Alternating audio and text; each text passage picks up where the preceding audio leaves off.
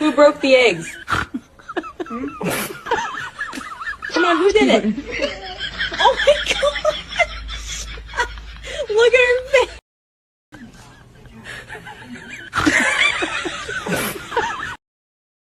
Who did this? Oh?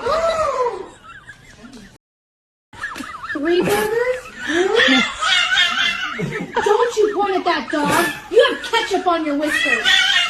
I'm not listening. You're both in trouble.